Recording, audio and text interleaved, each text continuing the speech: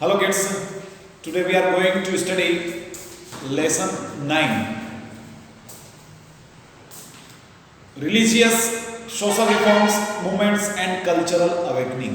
हमारा लेसन का नाम है रिलीजियस सोशल रिफॉर्म मूवमेंट्स, सामाजिक और धार्मिक सुधार के लिए आंदोलन और कल्चरल अवेकनिंग, सांस्कृतिक जागृति। पेज नंबर 85 है। The religious and social reforms had significant role in Indian history in the 19th century। 19वीं शताब्दी में भारतीय इतिहास में रिलीजियस धार्मिक है और सोशल यानी सामाजिक रिफॉर्म सुधारों में एक महत्वपूर्ण भूमिका रही है इनकी। Various factors were responsible for beginning of religious and social changes in India and it is known as Renaissance period। अब देखिए कई फैक्टर्स जिम्मेदार है किसके लिए, सामाजिक और धार्मिक चेंजेस में। भारत में जितने सामाजिक और धार्मिक चेंजेस हुए हैं उसमें कई फैक्टर्स जिम्मेदार है उसके लिए और उसको बोलते हैं और रेनेसांस पीरियड यानी कि नवयुग। क्या बोलते हैं उसको? Navyug. Indian society was riddled with evils like untouchability, sati system, plight of Dalits, human sacrifice, custom, drinking, etc., which led the society to the verge of degeneration। अब देखिए इंडियन सोसाइटी में कई बुराइयां थी, भारतीय समाज में कई बुराइयां थी, जैसे कि अनटचेबिलिटी, छुआछूत, सती सिस्टम यानी कि किसी महिला का अगर पति मर जाता तो वो क्या करती थी, महिला अपने आप को पति के साथ ही अपने आप को आग के समर्पित कर देती थी।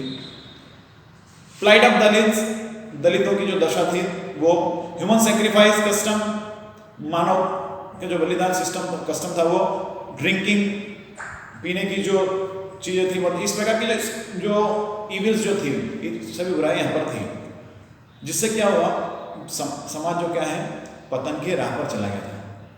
The situation forced the intellectual Indians to begin a reform movement। और इस प्रकार की सिचुएशन से क्या हुआ मालूम, जितने भी इंटेलेक्चुअल इंडियंस थे, जितने भी बौद्धिक बुद्धिजीवी जो थे भारतीय, उनको इनके लिए रिफॉर्म मूवमेंट लागू करना पड़ा, यानी कि उनको सुधारने के लिए, इस दशा से उबरने के लिए, इस दशा से बाहर निकलने के लिए कुछ आंदोलन करने पड़े, मूवमेंट लाना पड़ा उनको। राजा राम मोहन राय एंड ब्रह्म समाज, पहले जो व्यक्ति है राजा राम मोहन राय एंड ब्रह्म समाज। राजा राम मोहन राय ने ब्रह्म समाज की स्थापना की और इसके अलावा देखिए क्या क्या सुधार कार्यक्रम मूवमेंट किए उन्होंने। Raja Ram Mohan Roy was the pioneer of reform movement. और जितने भी सुधार के लिए जो आंदोलन चला, रिफॉर्म मूवमेंट जितने भी थे, उनके अग्रता कौन थे? राजा राम मोहन राय। उनमें प्रमुख कौन थे? राजा राम मोहन राय थे। He is called the father of social reforms in India। और उनको सोशल रिफॉर्म्स का जनक बोला जाता है, समाज सुधारों का जनक बोला जाता है उनको। His ideas had greater impact on the reform movement in 19th century। और उनके आइडियाज का रिफॉर्म मूवमेंट पर बहुत ज्यादा प्रभाव पड़ा 19th सेंचुरी में। राजा राम मोहन राय फाउंडेड द ब्रह्म समाज इन 20 अगस्त 1828। और 20 अगस्त 1828 को 20 अगस्त 1828 को राजा राम मोहन राय ने ब्रह्म समाज की स्थापना की। कब की? 20 अगस्त 1828 में। The members of the Samaj gathered on every Saturday to recite the Upanishad. और समाज के मेंबर्स क्या करते हैं, हर शनिवार को उपनिषद को रिसाइट करने के लिए क्या करते थे, वो इकट्ठे होते थे, उपनिषद का अध्ययन करने के लिए इकट्ठे होते थे। After studying religious literatures of different religions, he came to the conclusion that all religion had one God। और सभी धर्मों के लिटरेचर को, साहित्य को पढ़ने के बाद वो इस मत पर आए कि सभी धर्म जो है उनका ईश्वर एक है। That all religion had one God। हर धर्म का भगवान, सभी धर्मों का भगवान एक ही है। He was against idol worship। वो मूर्ति पूजा के विरोधी थे।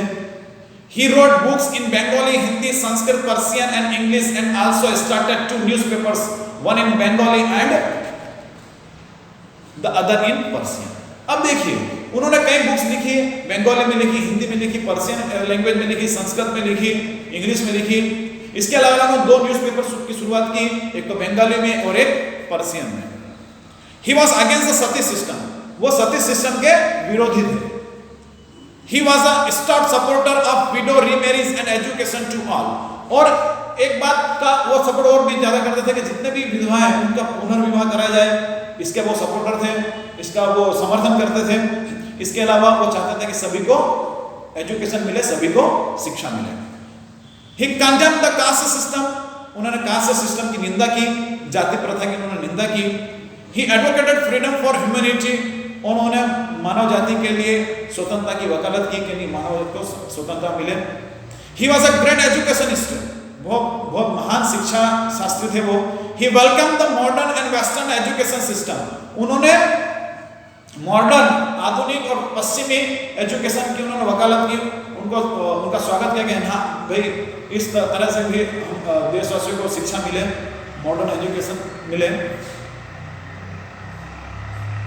William Bentinck impressed by his efforts banned the sati system in 1829। अब देखिए राजा राम मोहन राय के सती प्रथा को बंद करने के लिए जो उनके कार्य करना चाहते थे, उनके उद्देश्य से विलियम बेंटिंग बहुत इम्प्रेस थे, बहुत प्रभावित थे, और उन्होंने 1829 में सती सिस्टम पर बैन लगा दिया। किसने? विलियम बेंटिंग ने। And pass law to declare sati as crime, और उन्होंने कानून पास कर दिया कि सती होना एक अपराध होगा। क्या होगा? सती होना एक अपराध होगा। ही डाइड इन 1833, ठीक है, और उनकी मृत्यु कब हुई? 1833 को हुई। स्वामी दयानंद सरस्वती आर्य समाज, अब हम स्वामी दयानंद सरस्वती और आर्य समाज की बात करेंगे। दयानंद सरस्वती फाउंडेड द आर्य समाज इन 1875। दयानंद सरस्वती ने आर्य समाज की स्थापना 1875 में की, 1875 में उन्होंने की। He propagated back to Vedas as they are the only source of truth, और उन्होंने वेदों की ओर चलो का प्रचार प्रसार किया, क्योंकि उनको वो मानते थे कि सत्य की ओर जाने का एकमात्र यही क्या है? सोर्स है, स्तोत्र है। And ask people to remove the ignorance and welcome knowledge, और उन्होंने लोगों से कहा कि आप अज्ञानता को दूर करें, यानी कि शिक्षा प्राप्त करें, है ना, और नॉलेज प्राप्त करें। His major book is Satyarth Prakash, उनकी जो बड़ी जो पुस्तक है वो सत्यार्थ प्रकाश है। Arya Samaj played a major role in the social, religious, literary and educational fields in India, और आर्य समाज ने सामाजिक, धार्मिक, साहित्यिक और शिक्षा के क्षेत्र में बहुत बड़ी महत्वपूर्ण भूमिका निभाई उन्होंने। He passed away at the age of 59 years, और वे 59 साल की उम्र में उनका देवलोक गमन हो गया, उनकी मृत्यु हुई। अब बॉक्स में अपन पढ़ेंगे। The childhood name of Dayanand Saraswati was Moolshankar. Swami Dayanand Saraswati का जो बचपन का नाम था वो था मूलशंकर था। He was the first to campaign for spread of Hindi and pleaded for Swaraj, और वो पहले व्यक्ति थे जिन्होंने हिंदी के प्रचार प्रसार का अभियान चलाया, है ना, और प्लेडेड फॉर स्वराज्य की उन्होंने वकालत की। The followers of Arya Samaj follow 10 principles, और आर्य समाज के जो फॉलोअर्स अनुयायी है वो 10 सिद्धांतों का पालन करते हैं, फॉलो करते हैं उनको। The Arya Samaj oppose child marriage and supported the widow remarriage.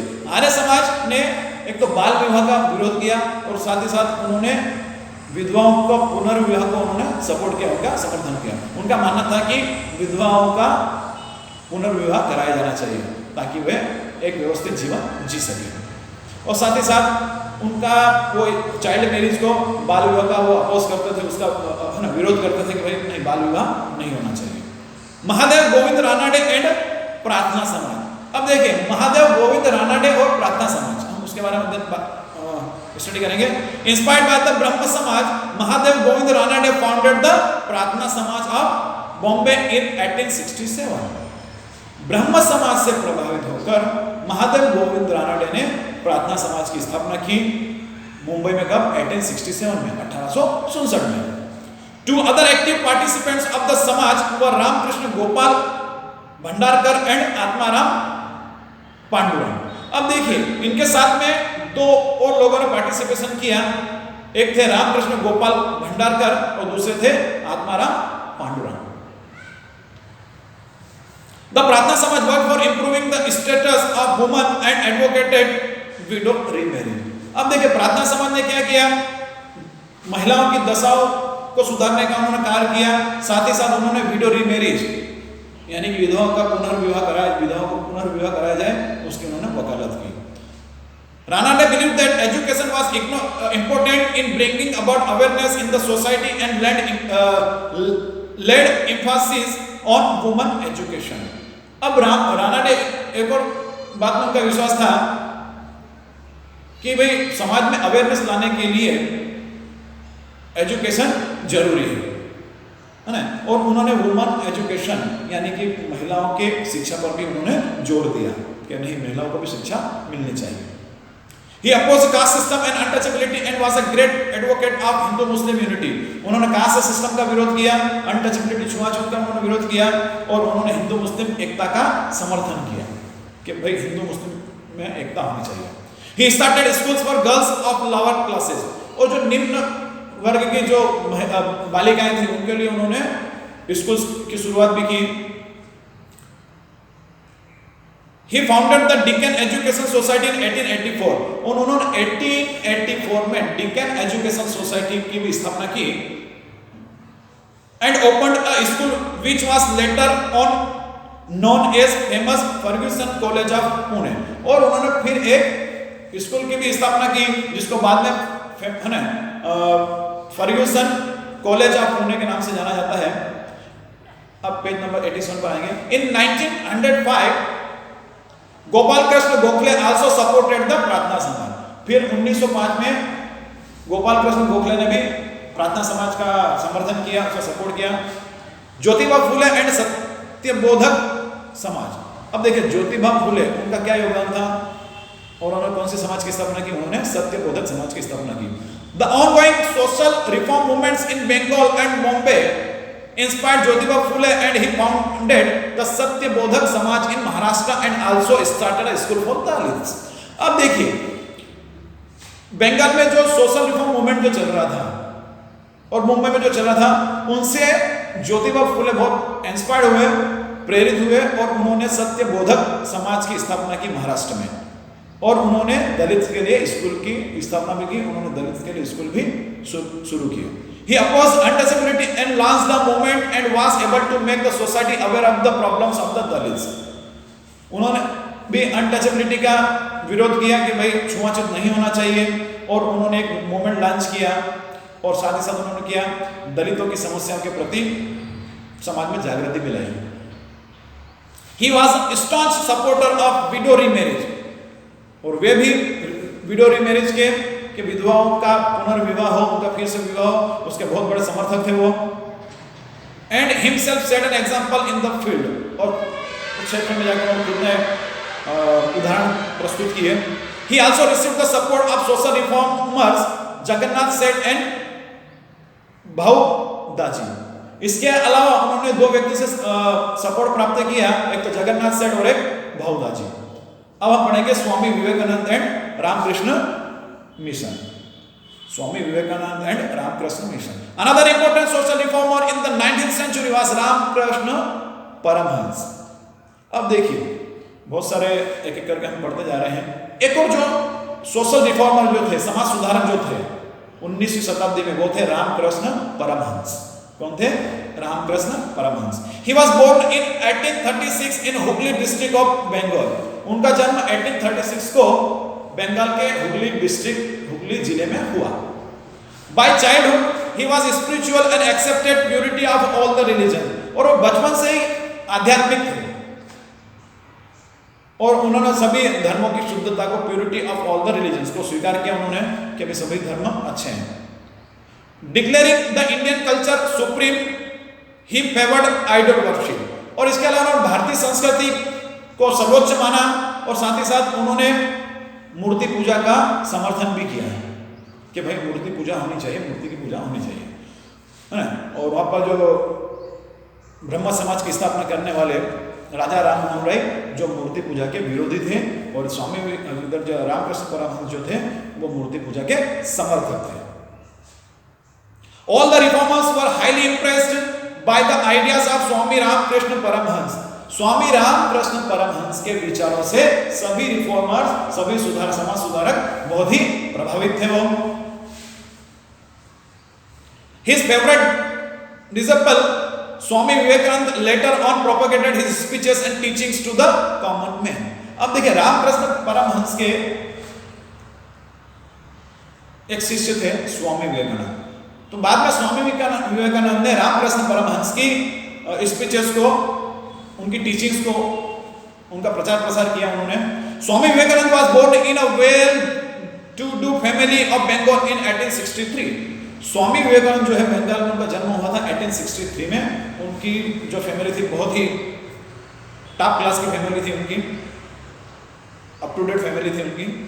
In his childhood he was known as Narendra Nath Datta, और स्वामी विवेकानंद का बचपन का नाम जो था वो था नरेंद्र नाथ था। It was the search of knowledge that led him to Swami Ramakrishna Paramhans and deeply inspired him। अब देखिए जो स्वामी विवेकानंद जो थे वो स्वामी रामकृष्ण परमहंस से बहुत ही प्रभावित थे। Vivekananda established Ramakrishna Mission in 1897 और स्वामी विवेकानंद ने 1897 में रामकृष्ण मिशन की स्थापना की। The main aim of the mission was to link Indian nationalism to spiritualism and serve the society। अब उस मिशन का, रामकृष्ण मिशन का जो प्रमुख जो उद्देश्य था वो उनका उद्देश्य था कि भाई इंडियन नेशनलिज्म जो है उनको स्पिरिचुअलिज्म से जोड़ा जाए, आध्यात्मिकता से जोड़ा जाए और समाज की सेवा की जाए। The mission did commendable relief works in floods, famines and epidemics and ran educational institutions। अब देखिए मिशंस ने बहुत ही अच्छे कार्य भी किए हैं, रिलीफ वर्क्स किए हैं, जैसे कि फ्लड, बाढ़ आई, फेमाइंस, अकाल पड़ गया है ना, महामारी आई, तो उसमें उन्होंने बहुत ही मदद की, बहुत ही उन्होंने रिलीफ वर्क्स के काम किए। एंड रैन एजुकेशनल इंस्टीट्यूशंस, और साथ ही साथ उन्होंने शैक्षणिक संस्थाएं भी चलाई। The mission respected all religions and worship rights and honored their religious devotions। Mission क्या करता था? मिशन सभी धर्मों का आदर करता था, सम्मान करते थे। He inspired the countrymen to eliminate poverty and create awareness। उन्होंने देश के लोगों को पॉवर्टी यानी गरीबी को दूर करने के लिए उसको इंस्पायर किया, भाई अपन ऐसा कार्य करेंगे गरीबी दूर हो, और साथ ही साथ उन्होंने उसके लिए क्या किया? अवेयरनेस, जागरूकता लाई, जागरूकता पैदा की उन्होंने। He believed that Indian culture was the best of all, और उनका मानना था कि भाई इंडियन कल्चर है वो सबसे अच्छी है, भारतीय संस्कृति सबसे अच्छी है। And he helped to raise the prestige of Indian culture in foreign countries, और साथ ही साथ उन्होंने क्या किया? भारतीय की जो शाख थी, प्रेस्टीज को उन्होंने क्या किया? भारतीय संस्कृति की शाख को, प्रेस्टीज को उन्होंने क्या किया? फॉरेन कंट्रीज में भी क्या किया? उन्होंने आगे बढ़ाया।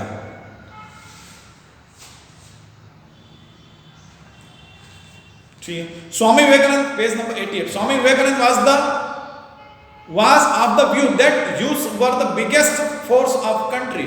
स्वामी विवेकानंद का मानना था कि जो यूथ है, युवा लोग जो है वो क्या है? देश का बल है, देश की ताकत है, वो सबसे बड़ी शक्ति है, ताकत है। He believed that the greatest worship was to provide food to hungry, knowledge to ignorant and affectionate help to the needy people। भाई उनका मानना था, उनका ये विश्वास था कि सबसे बड़ी पूजा क्या है? गरीबों को खाना देना,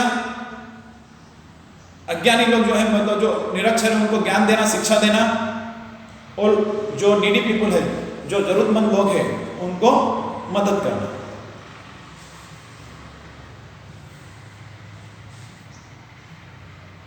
अब आएंगे theosophical society and Annie Besant. Madam Blavatsky and Colonel Alcott had established Theosophical Society in USA। अब USA में मैडम ब्लावत्स्की और कॉलोनियल जो था एल्कोट, उन्होंने थियोसॉफिकल सोसाइटी की स्थापना की। In India the headquarter of the society was at अरजियार नियर मैड्रास, जो कि आज चेन्नई में। और इंडिया में उन्होंने उस थियोसॉफिकल सोसाइटी का जो हेडक्वार्टर बनाया, कहां पर बनाया? मैड्रास में। और हम जो एडीआर में, एडीआर कहां पर है? मैड्रास में है, जो आज नाम क्या है? Chennai. Mrs Annie Besant accepted its membership in 1889 and when she came to India in 1893 she started working for the society. अब देखिए Mrs Annie Besant Mrs Annie Besant ने थियोसॉफिकल सोसाइटी की मेंबरशिप सदस्यता 1889 में ली, और जब वह 1893 में 1893 में इंडिया में आई तो उन्होंने सोसाइटी के लिए कार्य करना शुरू कर दिया, थियोसॉफिकल सोसाइटी के लिए कार्य करना शुरू कर दिया। इन 1907 में she was appointed president of the society. 1907 में उनको थियोसॉफिकल सोसाइटी का प्रेसिडेंट नियुक्त कर दिया है। किसको? एनी बेसेंट को, मिसेस एनी बेसेंट को। She thoroughly studied Indian Vedas, Puranas, philosophy and literature, and explaining the significance of these, she made efforts to awaken Indians.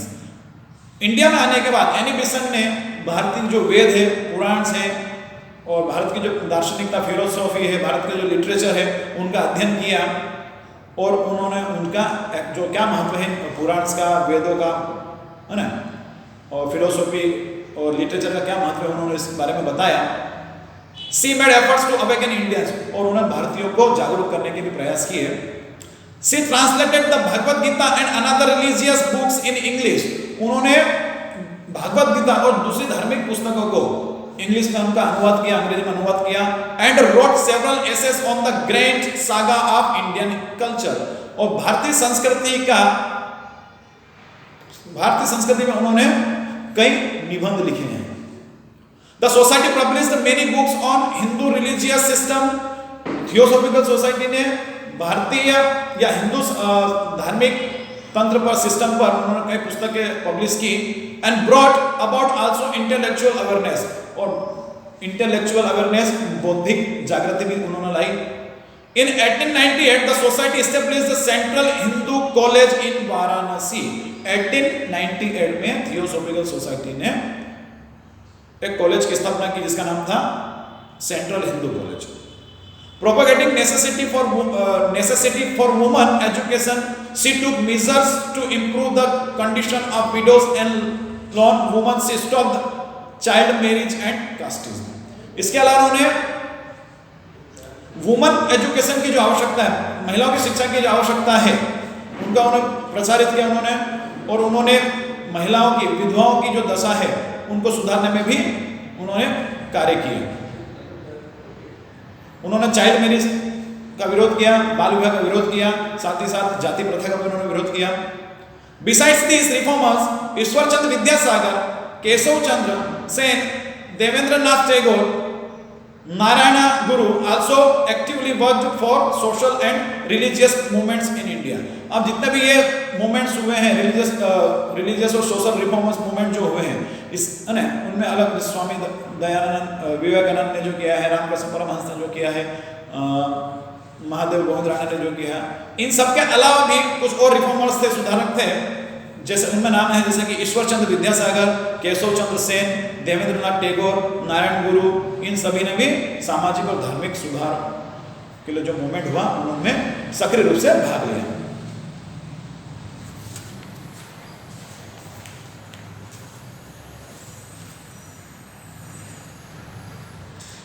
इस प्रकार से ये पार्ट 1 आपका कंप्लीट होता है। बहुत बहुत धन्यवाद।